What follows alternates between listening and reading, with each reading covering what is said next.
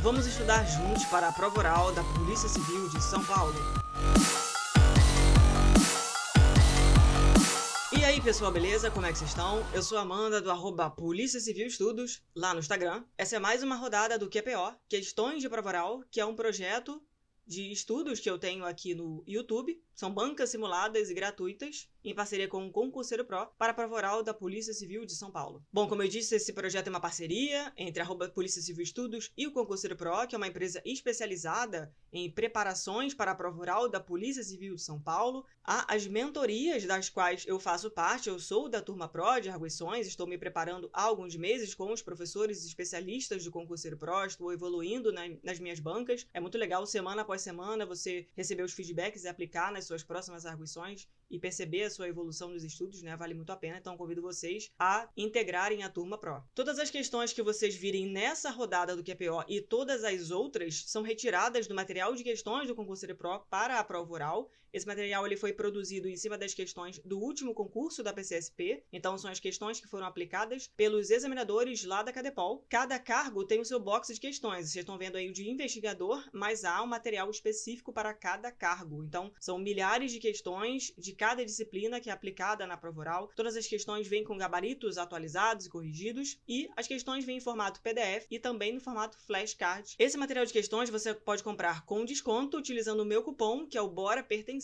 Caso você vá comprar material de delegado, você precisa colocar a hashtag antes da palavra Bora Pertencer. Para todos os outros cargos, é só colocar Bora Pertencer tudo junto para você ter o seu desconto na compra. Inclusive, você pode parcelar, beleza? E eu convido a vocês a participar do evento presencial de bancas simuladas que vai acontecer em São Paulo nos dias 18 e 19 de janeiro de 2025. Nesse momento, as inscrições para as arguições estão todas esgotadas, porém ainda há ingressos para assistir, né, para ser ouvinte. Você vai ouvir e assistir, claro. Então você pode adquirir esse ingresso para participar desse evento como ouvinte. O evento vai começar às 8 e vai terminar às 18. Você vai poder assistir a todas as bancas dos seus colegas que vão estar lá. Vai estar todo mundo no mesmo espaço, tá? Na mesma sala. Então você pode levar o seu caderno, o seu dispositivo eletrônico para fazer anotações, quanto às questões, quanto às respostas, se você achar que é uma questão que vale a pena você revisar nos seus estudos, e também os feedbacks que os colegas vão receber lá presencialmente. Você pode também anotar, aproveitar para você, para corrigir sua postura, algum posicionamento que você acha que vale a pena corrigir. Esse evento vai acontecer nos dias 18 e 19 de janeiro. Eu vou estar lá, espero vocês também pra gente interagir, tirar uma selfie. Muita gente que eu falo pelo Instagram vai estar lá, a gente vai se conhecer pessoalmente. Vai ser um dia de muita troca, de muito aprendizado, um dia muito agregador, de network e de preparação, para que a gente chegue na prova oral seguro e bem preparado, tá? Então esse simulado ele vai deixar a gente numa situação mais confortável em relação à prova oral, porque é uma oportunidade, como o próprio nome diz, de você simular uma banca, né? Com certeza esse dia vai fazer diferença na sua prova oral, beleza? Então espero vocês em São Paulo em janeiro. O link para comprar os ingressos estão aqui na descrição do vídeo. Bom, esse é o novo formato do QPO, né? Anteriormente eu trazia as perguntas escritas na tela, dava um tempo para você responder e depois eu vinha com um gabarito em vídeo para você comparar com a sua resposta. Então a partir da 11ª rodada eu comecei a fazer diferente, no intuito de ficar cada vez mais similar à prova oral. Como na prova oral a gente não vai ter o recurso da leitura da pergunta, a gente vai precisar prestar atenção no que o examinador está falando para a gente ouvir e responder. Agora não vai ter mais pergunta na tela, beleza, pessoal? Não vai ter mais esse recurso. E aí a gente vai estudando junto, que é o intuito aqui desse projeto QPO, tá? Quando eu pensei nesse projeto, eu pensei numa maneira de eu estudar ativamente para a prova oral. Eu sou candidata para o cargo de investigador, estou estudando há vários meses para a prova oral, então pensei em fazer um projeto onde eu pudesse exercitar os meus estudos, né, estudar ativamente, no momento em que eu separo as questões, que eu estudo o gabarito, que eu leio, que eu passo, que eu discuto o gabarito com vocês, eu também estou estudando. É um jeito que funciona bastante para mim, para eu reter conteúdo. E como muita gente vai me pedindo se eu podia fazer uma banca, vamos fazer uma banca junto, fazer uma banca junto, eu decidi juntar essas duas coisas. Então, como eu já tinha um projeto QPO aqui no YouTube, eu decidi colocar esse novo formato, onde eu continuo fazendo o QPO, trazendo as perguntas e os gabaritos, mas agora eu interajo com vocês, para vocês podem participar e a gente dar essa troca aí, que é o grande intuito, assim, das minhas redes, né? Tanto no Instagram, quanto aqui no YouTube, quanto no meu canal no Telegram, é trocar, agregar com as pessoas que estão no mesmo intuito que eu, no mesmo processo que eu, que é pertencer, beleza? Então, espero que vocês gostem. Assim que acabar, deixa aqui nos comentários como foi a participação de vocês, se as perguntas foram fáceis, médias ou difíceis, se essas perguntas caíssem para você como vocês se sairiam. Queria muito saber a opinião de vocês, o feedback, quanto às questões e o conhecimento de vocês, beleza? Deixa aqui nos comentários quais foram as impressões de vocês. Então é isso, espero que você esteja preparado e uma boa banca. Vamos lá, pessoal. Mais uma rodada aqui do QPO. Hoje eu estou recebendo a Gabi, que é minha colega de concurso da PCSP. A gente se fala desde a prova objetiva. Desde que estava estudando para a prova objetiva, a gente já se encontrou no Instagram, né, Gabi? E a gente vem trocando ideia desde lá, passando eita atrás de eita aí, em todas as fases. E agora a gente está às vésperas aí da nossa prova oral de investigador, que ela também prestou para o mesmo cargo que eu prestei. Então, no futuro, seremos aí colegas de Acadepol da PCSP, se tudo der certo. Né, Gabi? Fala um pouquinho de Se você, Deus, de como é que você começou a estudar para o concurso da PCSP. se Deus quiser, Amanda, primeiramente, muito obrigada pelo teu convite. Eu te admiro demais como pessoa, como ser humano, assim, tu é uma pessoa incrível que sempre ajuda o próximo. Já te falei isso várias vezes e Enfim, não canso de falar. Eu quero agradecer o convite para estar participando dessa rodada. Até demorou um pouquinho, né, para a gente conseguir fazer, mas estamos aqui. E sobre o nosso concurso, realmente, né, quando a gente começou a fazer as etapas, eu já te achei no Instagram, vi que tu estava postando muita coisa, muita informação, conteúdo sempre de qualidade e sempre respondendo com atenção, com carinho. E é isso, né? Se Deus quiser, pertenceremos. isso aí. Bom, vou explicar aqui rapidamente para quem está chegando agora no projeto, quem não conhece o QPO, é um projeto de bancas simuladas e gratuitas que eu tenho aqui no meu canal no YouTube, que a finalidade é estudarmos juntos para a prova oral, né? À medida que eu trago aqui as perguntas, eu também me preparo, eu também estudo pelos gabaritos e agora recebendo os colegas aí nas últimas rodadas tem sido bem legal essa interação, a galera que está prestando para escrivão e para investigador, como a Gabi.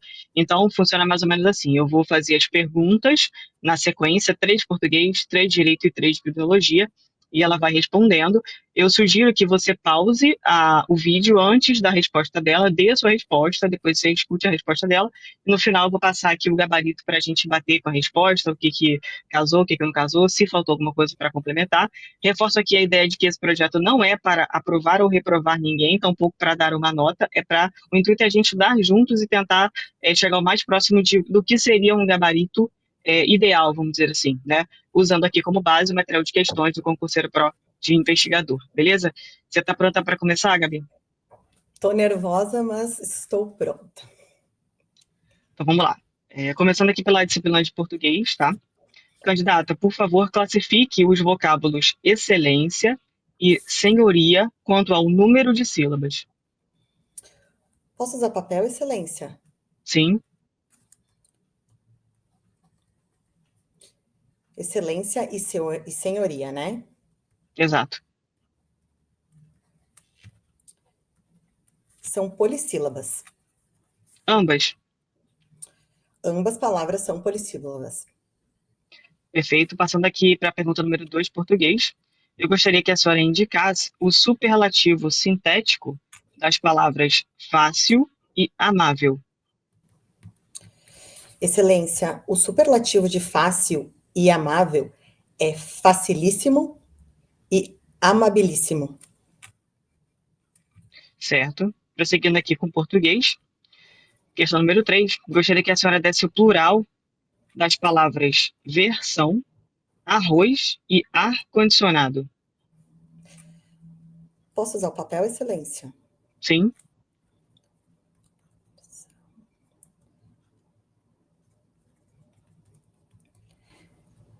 Versões, papéis e ares condicionados.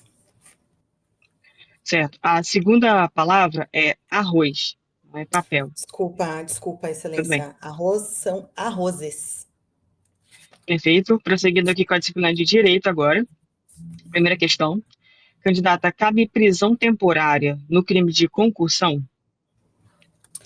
Excelência, não cabe prisão temporária no crime de concussão, porque as penas de prisão temporária, elas precisam ser penas superiores à pena máxima de 2 anos de, Certo.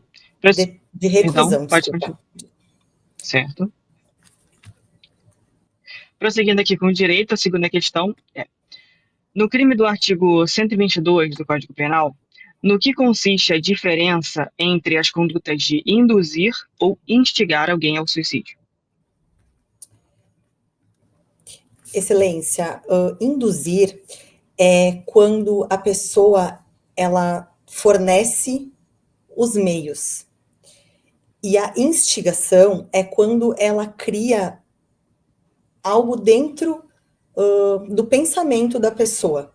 Então, na parte da instigação, ela acaba forçando moralmente a pessoa, reforçando aquela ideia, aquela vontade de cometer o suicídio. E o induzimento, muitas vezes, está relacionada à prestação material para o cometimento do delito. Perfeito. Prosseguindo agora com a disciplina de Direito. Terceira questão. O que é o poder discricionário da administração? Excelência, o poder discricionário da administração, ele decorre quando os funcionários públicos ou os servidores, eles têm margem de escolha para certas decisões. Essas decisões, elas, querendo ou não, acabam sendo dentro da legalidade, elas podem ser feitas. Ele tem uma margem de escolha dentro de algumas opções. Então, ele não pode fugir do princípio da legalidade, desde que ele tem discricionariedade a partir do momento que ele tem opções de escolha, mas ele tem que escolher entre uma ou outra. Perfeito. Prosseguindo aqui com a disciplina de Criminologia agora. Primeira questão. Dentro da sociologia criminal, o que afirma a teoria do etiquetamento? Excelência, a teoria do etiquetamento, o conhecida como rótulo social, labeling approach, ele tem como premissa o estigma criado através da prisão, através do inquérito, através do indiciamento. As pessoas, elas acabam ficando rotuladas pela sociedade por já ter passado por alguma parte da justiça criminal, seja pela polícia, seja pela justiça, e esse estigma, ele acaba reverberando na vida da pessoa, muitas vezes estigmatizando ela para um futuro trabalho, até numa roda de amigos, ou na própria sociedade, essa pessoa, ela fica com aquela marca do cometimento de um crime, fica com aquele rótulo de marginal. Perfeito. A senhora saberia dizer a que escola ou teorias sociológicas pertence a teoria do etiquetamento? A teoria do etiquetamento, ela vem da escola crítica, da teoria Perfeito. crítica. Certo. Prosseguindo aqui com a disciplina de criminologia, agora vamos falar um pouco de vitimologia, tá bom? Dentro da vitimologia, quem seriam as vítimas inocentes e as vítimas provocadoras? Excelência, a vítima inocente é aquela que ela não participa de nenhum modo para a causa do crime, ou seja, ela não tem participação, ela é a vítima real. Agora, a vítima provocativa, perdão? Provocadora, vítima provocadora. Vítima provocadora é aquela que se coloca numa situação de vulnerabilidade. Tem até conceituado a perigosidade vitimal, que é quando a pessoa ela acaba se colocando em algumas situações para o cometimento do crime acontecer. É uma corrente até que eles têm um viés de um pensamento, às vezes, muito machista e misógino, que usa como exemplo a mulher que usa uma roupa mais curta e que, por ela estar usando essa roupa curta, ela acaba se expondo de uma maneira e acaba criando toda essa situação. Também há situações da pessoa que ela já tem uma predisposição à encrenca, a brigar, e ela acaba se colocando nessa situação de vulnerabilidade. Perfeito. Prosseguindo aqui com a última questão de criminologia, eu gostaria que a senhora falasse um pouco de quem foi o criador da chamada sociologia criminal. A senhora pode repetir a pergunta, por favor, Excelência? Sim. Vou fazer a pergunta completa aqui, tá? Genro e discípulo de Lombroso, quem foi o criador da chamada sociologia criminal? Excelência, foi o Enrico Ferri. Ele era Certo. genro do Lombroso, e ele veio logo após, e antes também do Garofalo, que ele foi mais na parte do jurídico, né? Então, ele vem depois do Lombroso. É o Henrico Ferri. Certo. E a senhora saberia dizer a qual escola pertencem? Ferri, Lombroso e Garofalo? Eles estão na escola positivista, a excelência. Perfeito, candidata. Obrigada. E aí, Gabi? Aí tô Pode com a respirar. mão suando. Gente, É, é assim que a eu gente vai estar lá no tô, dia, né? Nada eu menos tô do que isso. meio apavorada, porque eu acho que eu dei umas respostas muito tortas. Não sei se confunde Independente disso, a conceitos. gente vai falar do gabarito agora, mas independente disso, parabéns pela sua desenvoltura na fala. Isso aí é nítido, né? Não sei se também, se você já tinha essa facilidade antes, ou porque você também faz conteúdo para internet, isso aí ajuda bastante a gente, né, a se acostumar a falar, né, com pessoas e etc. Então, assim, quanto à sua postura, para mim foi muito boa, excelente. Eu entendi completamente tudo que você disse, não gaguejou, não apresentou voz trêmula, nem vícios de linguagem, nem ficou pensando alto. Então, assim, pela oratória, parabéns, de verdade. Muito obrigada. Eu fiquei mais nervosa do que eu imaginei que eu fosse ficar. Não sei se é porque tipo, eu te admiro, e aí eu vejo todo mundo falando, e aí isso vai acabar indo para o YouTube, eu acho que a gente fica um pouco mais nervoso, tô com a mão suando, assim, mas foi uma experiência muito boa. Agora eu quero ver o gabarito. Assim, todo mundo que vem gravar comigo me relata isso. Fala assim, eu fiquei mais nervosa do que eu fico treinando com os outros colegas, etc. Primeiro é porque é diferente, é uma pessoa diferente, então você sai um pouco da zona de conforto que você se acostumou com os colegas, e também porque é um projeto que vai para o YouTube, né, de fato, muitas pessoas vão assistir, mas assim, ainda vai ter um cenário pior do que esse agora, que é estar em frente a uma banca examinadora com vários colegas dentro da sala. Então, eu acho legal subir o nível do estresse justamente por causa disso, né? Então, assim, agora você já subiu um degrau do estresse e já passou por ele. Então, a gente vai criando uma casca, né? Muito Mas boa vamos a lá. experiência. Vamos lá. Bora bater os gabaritos. Bom, primeira questão de português, eu te pedi para classificar os vocábulos excelência e senhoria quanto ao número de sílabas, e aí você me respondeu corretamente que ambas são polissílabas, tá? Ou seja, polissílabas, ela vai agrupar palavras de 4 ou mais sílabas, beleza? Então, tá certinha a sua resposta. Ah, indica o superlativo sintético das palavras fácil e amável, tá?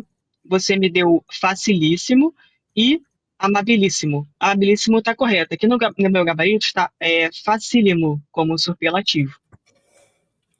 Verdade. Quando eu terminei de responder, eu pensei que eu devia ter escrito, mas eu acho que a questão da gente não querer se demorar e acabar se alongando, se eu tivesse respirado um pouco, pedido para escrever, provavelmente era uma palavra que eu não teria errado se eu escrevesse ela antes.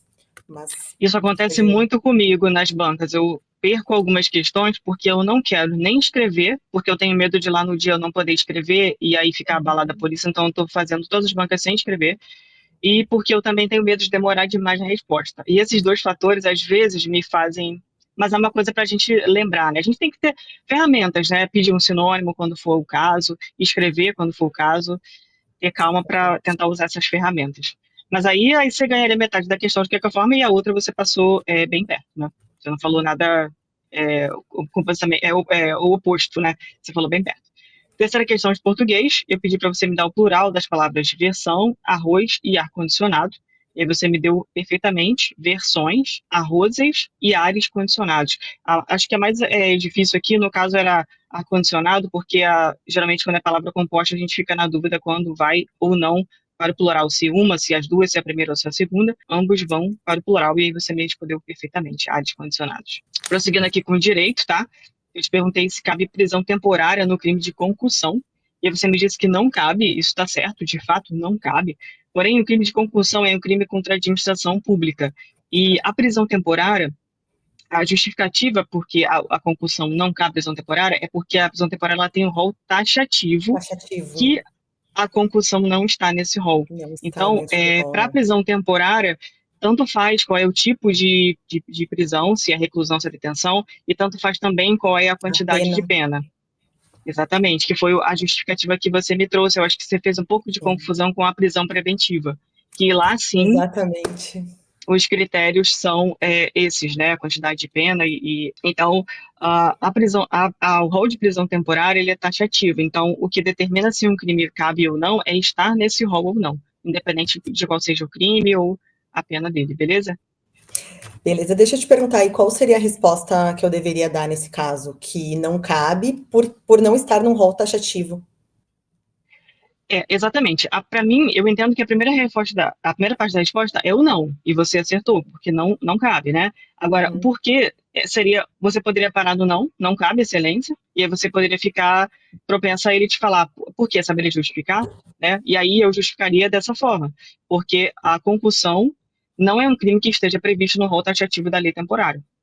Boa, vou anotar aqui. Beleza?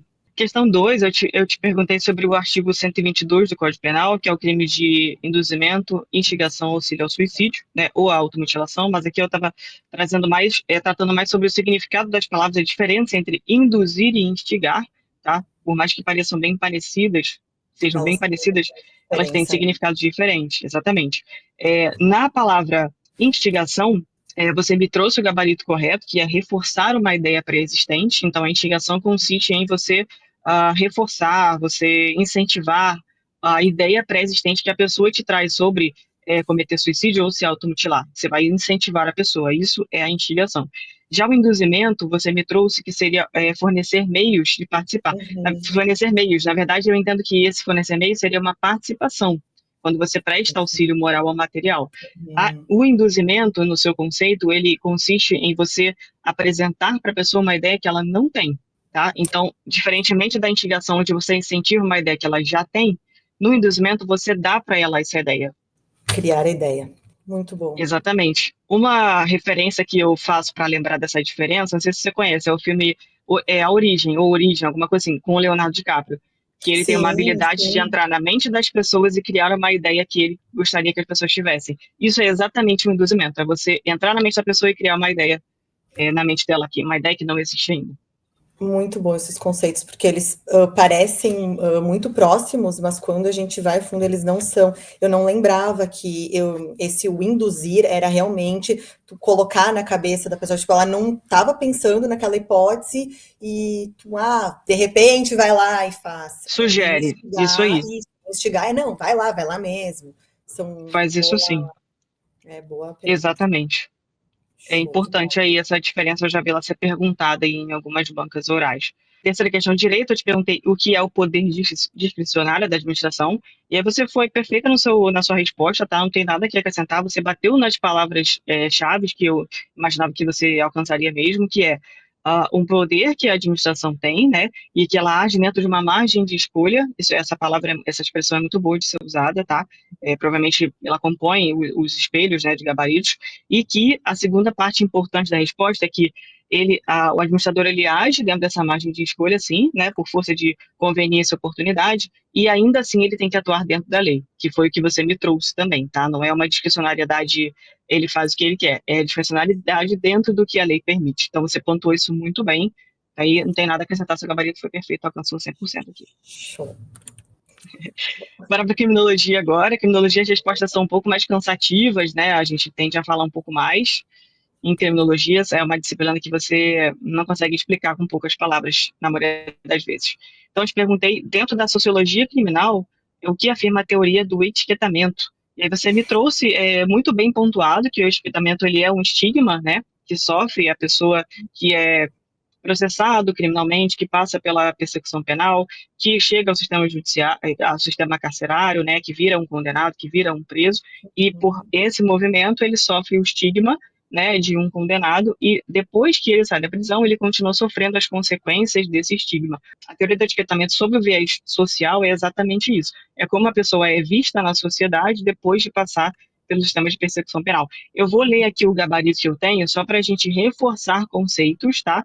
Mas esse é um gabarito que vocês vão ver que é um gabarito grande, ele está cheio de informações, e o intuito não é que a gente tente decorar um gabarito gigante, é que a gente alcance as palavras-chave e tenha uma ideia geral do conceito para usar o máximo possível disso lá no dia da nossa resposta, beleza? Então, vou passar aqui o gabarito para vocês. A teoria do etiquetamento social, também conhecida como teoria da rotulação, ou labeling approach, isso foi legal, você me trouxe sinônimos também na sua resposta, isso é importante. Ela afirma que a sociedade atribui rótulos ou etiquetas aos indivíduos que cometem atos criminosos, influenciando sua identidade e comportamento futuro. Essa teoria destaca que a reação social e a rotulação de criminoso podem levar os indivíduos a adotarem papéis de delinquência e a se engajarem em comportamentos desviantes. A teoria do etiquetamento social enfatiza a importância da interação entre os sistemas de justiça criminal e os indivíduos e critica o impacto negativo da estigmatização e da punição excessiva.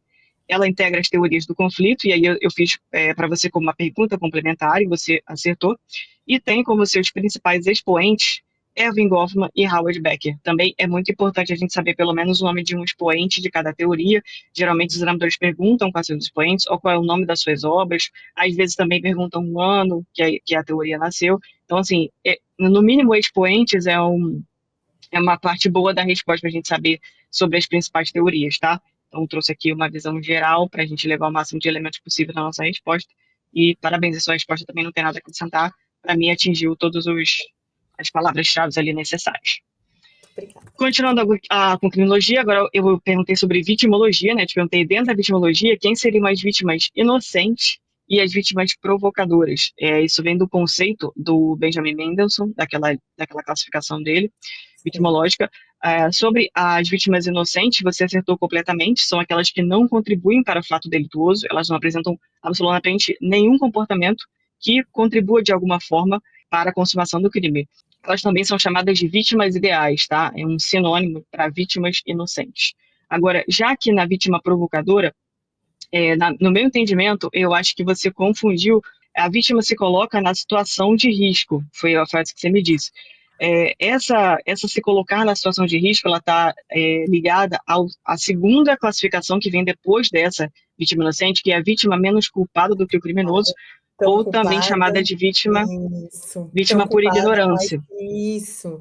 Eu confundi, porque assim, são muitos conceitos dentro da vitimologia, e aí dentro desse conceito do Benjamin, ele tem 3 grandes grupos, né, que é a vítima inocente, a vítima provocadora e a vítima agressora. Eu acho que eu confundi com a vítima provocadora com a vítima agressora.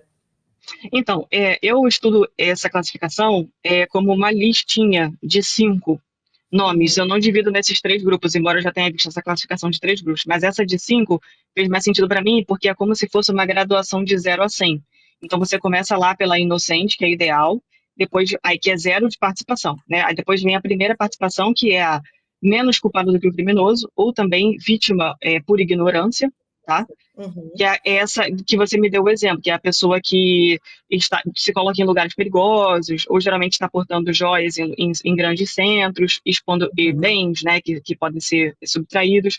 Essa é a vítima menos culpada do que o criminoso, também chamada de vítima por ignorância. E depois, aí vem, né, de 0 a 100. Essa tem um pouquinho de participação.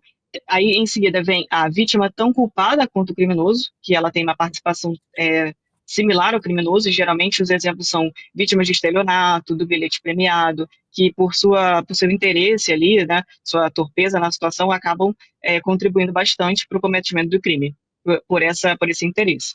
Depois a classificação vai subindo um pouco mais, e aí vem a mais culpada do que o criminoso, exatamente, que é chamada de vítima provocadora, porque o exemplo que está atribuído a essa classificação é o exemplo do homicídio privilegiado, que é quando o agente atua logo após a injusta, sob domínio de violenta emoção, né? Logo após a injusta provocação da vítima. E essa palavra, injusta provocação da vítima, ela remete a esse conceito de vítima provocadora, ou seja, alguém fez uma parada que te deixou fora, né, do seu raciocínio, e aí, sob o domínio de violenta emoção, você comete esse crime. Então, essa vítima, ela é provocadora desse crime, porque ela agiu te provocando injustamente. É bom fazer essa relação do exemplo. Muito boa essa colocação, de vítima por provocação, porque assim, ó, a gente já conversou sobre isso, que dentro da criminologia, cada autor, ele traz uma nomenclatura diferente. Então, por exemplo, nas minhas anotações, no meu caderno, eu tenho essa vítima como vítima mais culpada que o infrator. E aí, depois eu vi em algum outro livro, essa classificação, esse sinônimo de vítima por provocação. Tanto que aqui no meu material está escrito escrito a lápis. Então, às vezes, justamente, eu acho que por ter esses sinônimos, a gente acaba se confundindo demais. Eu poderia, no caso, de repente, ter perguntado até um sinônimo para ver, Exato. porque, assim, porque vítima por provocação, para mim, foi uma palavra, um sinônimo agora Que que te eu levou no aprendi, outro raciocínio, né? me, outro raciocínio, me levou para perigosidade vitimal. Uhum. Deixa eu só terminar aqui a última classificação, que eu já te dou um mnemônico aqui que eu usei para gravar, tá? E a última, na escala de 0 a 100, que é a 100% culpada pelo crime, que é a vítima, que é a pseudovítima, né? Vítima como única culpada é a que está na classificação do Mendelson. E o sinônimo é a pseudovítima, que é aquela pessoa que ela ou é dissimulada, ela finge que foi vítima, ou ela é agressora, no caso da legítima defesa, tá? É um exemplo Sim. de pseudovítima. Na legítima defesa, a pessoa que age em legítima defesa, ela tem zero culpabilidade sobre esse crime. Um mnemônico que eu usei, que é da professora Mariana Barreiras, que é uma excelente professora de criminologia, uma das melhores para mim, na minha opinião, eu estudei muito com ela para a prova objetiva, ela me deu um mnemônico assim: id, ig, vo, provô e pseudo. Id, de ideal; ig, Uhum. de por ignorância; vo, de voluntária, que é a tão culpada quanto; Uhum. provô, de provocadora, que é a mais culpada do que o criminoso; e pseudo, de vítima, como única culpada. Anotadíssimo. Anotou Essas em dicas, mnemônico? E anotei. de ig, vou, provô, pseudo. Eu escrevi isso na prova objetiva, tá? Para responder uma das questões da prova objetiva. Porque eu fui com esse mnemônico dela para a prova. Na prova discursiva? Não, na objetiva mesmo. Eu Não, escrevi isso objetiva na mesmo? objetiva para poder marcar a questão Porque certa. teve, né, a classificação, né? A gente teve que fazer Teve, na discussão a classificação. Eu lembro que eu também exato. confundi alguns conceitos, mas adorei, vou adotar isso. Eu tenho algumas dificuldades justamente na criminologia, porque são muitos sinônimos, diversos De sinônimos. fato. Então, principalmente assim, em algumas teorias, o mesmo nome muda muito, assim, da própria teoria. Então, pode ser isso, e são nomes muito parecidos. Por exemplo, hoje eu estava Exatamente. estudando criminologia ambiental, que não é Uhum. criminologia verde, que não é Que teoria tem a ver com ecológica. arquitetura. Exatamente. Assim, então, para a gente se perder é É, muito tranquilo, tem que estar muito bem orquestrado, muito bem conciso na nossa memória o que, que é cada conceito, porque os nomes são muito parecidos, muito parecidos. são. Então, eu tenho que colocar teoria ambiental, assim, não é a mesma coisa que criminologia verde, porque são muitos nomes parecidos. Eu acho que isso que pesa Exatamente. bastante na parte de criminologia para nós, né? Mas aí a gente também precisa estar pronto para perguntar e falar: Vossa Excelência se refere à criminologia verde ou à espacial, né? Eu acho que a gente fica um pouco com medo de demonstrar que a gente está com dúvida, mas eu acho que assim, é tudo para não perder a questão, né? Então, se eu estou preparada para perguntar, se eu precisar, para não ter que deixar de responder ou responder errado, responder insegura, enfim. São coisas que fazem parte ali da dinâmica, né? A gente acha que direito tem sinônimos, mas criminologia tem muito mais, né? Bom, bora aqui para a última pergunta de criminologia. Eu te perguntei sobre o genro e discípulo de Lombroso, quem foi o criador da chamada sociologia criminal. Primeiro, eu não trouxe a cola do genro e discípulo de Lombroso para ver se você já atribuía automaticamente, né, a sociologia criminal ao Henrique Ferri, né? Enfim, mas de qualquer forma, eu acho que já é do conhecimento de todo mundo aí que ele é genro de Lombroso e etc. Uhum. E aí você acertou, você trouxe o Henrique Ferri, né? Ele afirmava que menos justiça penal e mais justiça social, né? Essas eram as premissas dele. Ele tinha como norte a ideia de que reduzisse o sistema penal e aumentasse a justiça social como prevenção para o crime. Ele acreditava na preponderância do fator social sobre o fator genético. Sim, apesar dele compor a escola positiva, como você bem trouxe aí depois que eu te fiz uma pergunta complementar, você acertou Uhum. também, apesar dele estar ligado à escola positiva e a escola positiva ser uma escola que trouxe o caráter científico para a criminologia, né, ter a escola que mais tem esse caráter científico, o Henrique Ferri, ele compõe a escola positiva, porém ele trouxe essas premissas do fator social, em contraponto ao fator genético que tanto pesquisava e estudava o Lombroso, né? Para o Lombroso, os fatores genéticos e biológicos eram preponderantes para a pessoa ser criminosa ou não. Já o Henrique Ferri trouxe os fatores sociais para a etiologia criminal, né? Ou seja, quais são os Uhum. fatores sociais que vão contribuir para que essa pessoa cometa o crime, Sim. independente de qualquer fator genético que ela tenha predisposição ou não, né? Quando a gente fala em sociologia criminal e teorias de fatores sociais para o crime, o primeiro nome que deve vir mesmo é o Enrico Ferri. E aí você acerta a questão aí também. E aí, revisamos bem? E gostei muito, muito obrigada. Eu fiquei muito Imagina. nervosa, mas eu acho que ficou bom, assim. Que bom, é sempre bom treinar, revisar e se expor, né? Se expor principalmente, né? Porque, assim como você relatou aqui, também acontece comigo de perder questões ou não responder do jeito que eu gostaria, pelo nervosismo, né? Então, o nervosismo acaba sabotando o nosso conhecimento, né? Então, essa exposição ela é muito importante para a gente conseguir performar com toda a nossa capacidade técnica. E essas bancas simuladas, elas têm que ser feitas justamente verbalizando. Então, todas as que eu fiz contigo, assim, eu pausava realmente o vídeo e ficava falando. E falava e tentava verbalizar, porque é muito diferente de tu pensar e não falar. Então, muito obrigada pelo teu conteúdo. Eu sou muito tua fã, tu sabe muito disso, eu te admiro muito. Imagina. E eu estou muito feliz pelo convite. Imagina, eu te agradeço aí por ter aceitado o convite, por ter topado estudar aqui junto comigo no QPO, por ter trazido a sua contribuição aí pra gente, né? E o intuito desse QPO aqui é exatamente trazer essa contribuição para que as pessoas falem em casa, assistindo, e quem está aqui comigo também, assim como você está. Obrigada demais, Gabi. Valeu mesmo pela sua contribuição. Obrigada. Sabe que eu estou torcendo demais, né, para você ser aprovada aí. Lá, a gente está na mesma região, inclusive. A gente viver esse sonho da Cadepol em breve. Valeu, obrigada mesmo e sucesso. Vai ser um sonho, eu torço demais, porque eu sei da tua luta, da tua jornada, de tudo que tu passou até agora, eu sou muito tua fã, eu sei que vai dar muito certo, porque tu é uma pessoa muito competente, e falta pouquíssimo pra gente subir aquela rampa. Exatamente. Valeu, obrigadão, tamo junto. Muito obrigada. Bom, pessoal, essa foi a banca de hoje. Eu espero que vocês tenham gostado, espero que vocês tenham aproveitado as perguntas e os gabaritos para revisar ali um ponto ou outro da matéria que estivesse um pouco deficiente, tá? Acho que é muito importante esse estudo pelas questões de prova oral. Espero que tenha sido proveitoso para vocês. Não se esqueçam de se inscrever aqui no canal para vocês receberem notificações quando eu postar os vídeos novos aqui, as novas rodadas do QPO, vocês serem notificados e continuarem treinando aí junto comigo. Todos os links estão aqui na descrição do vídeo, tá? O link para o meu grupo no Telegram, o link para o meu Instagram, o link do material de questões, o link do evento, tá tudo aqui na descrição do vídeo. Beleza, pessoal? Espero os comentários de vocês. Até a próxima rodada aí. Bora pertencer!